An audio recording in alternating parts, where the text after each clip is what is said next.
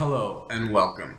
Today we will be discussing Joseph-Henri Maurice Richard, or as he is better known, Rocket Richard.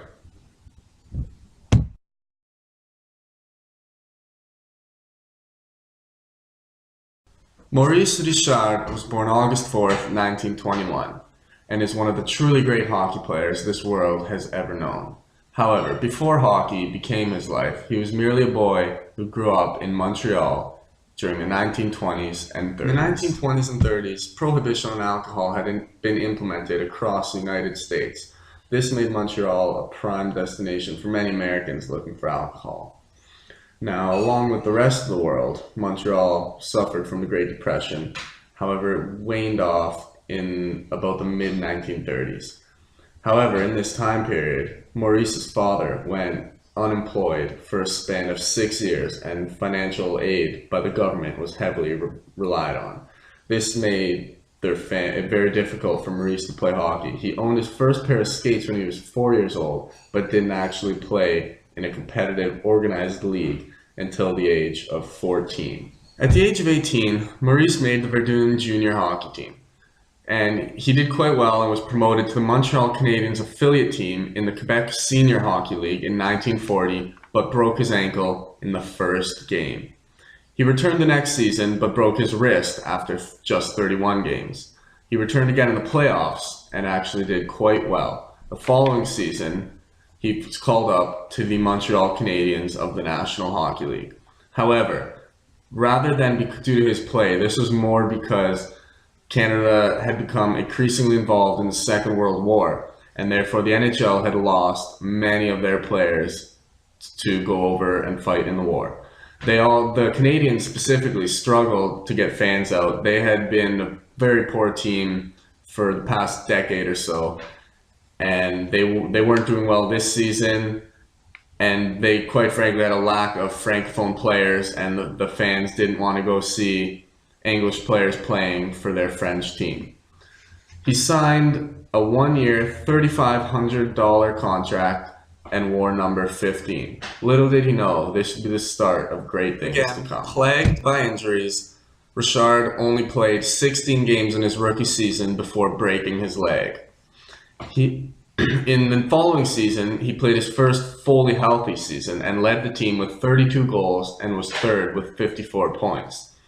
He then got moved to a line with Toe Blake and Elmer Lack, and this line became famously known as the Punch Line, and they were one of the most dominant lines throughout the 1940s. They lost only 6 games after October that year and won the franchise's first Stanley Cup in 13 years. In the semifinals, Richard scored 5 goals versus Toronto and was famously named the first, second, and third stars of the game. In the 44-45 season, he scored 50 goals in 50 games. He was the first player to reach that milestone, a milestone which many thought was not possible. He would continue to break numerous scoring records in the years. In 1945, the Second World War had ended, and many people thought that Richard would fall off of his rapid scoring pace in a less diluted National Hockey League with all the players returning. However, he proved everybody wrong, as he indeed did keep up his torrent pace. In the 51-52 season, Richard got a concussion in Game 7 of the semifinal versus Boston. However, he returned in the third and scored the game-winning goal in a 2-1 victory. One of Richard's all-time most famous photos was taken of Boston goalie Jim Henry nearly bowing at Richard for the quote-unquote unconscious goal. The first hockey game on TV aired in 1952, and Montreal happened to be playing in it.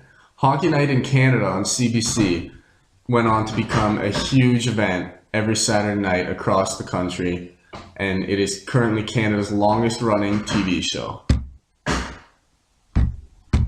For the time that Richard was in the National Hockey League, Clarence Campbell was the president.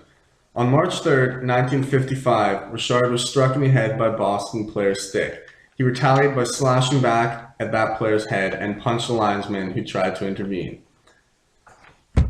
Campbell had long been seen as treating French-Canadian players more harshly than English players, and 2 days after the incident, suspended Richard for the remainder of the season and the entirety of the playoffs.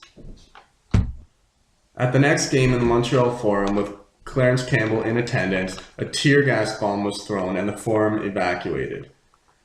A riot ensued with a mob of over 20,000 people and over $100,000 worth of damage, which is the equivalent of almost $900,000 today. This moment in history escalated Richard from being simply an athlete to a political icon among the people of Quebec. Before retiring in 1960, Richard went on to score 544 goals, shattering the previously held record. The team that Richard was a part of, which won 5 consecutive Stanley Cups between 1956 and 1960, is one of 9 dynasties recognized by the NHL. He is the 3-time Canadian Press Male Athlete of the Year, and in 1957 won the Lou Marsh Trophy as Canada's Athlete of the Year. In 1992, he was appointed to the Queen's Privy Council for Canada and was given a star on Canada's Walk of Fame in 1999. Although he denies it, many people even attribute the riot and essentially Richard as the beginning of the 1960s Quiet Revolution. He grew up with nearly nothing in 1921. He passed away in the year 2000 with essentially everything a man could ask for.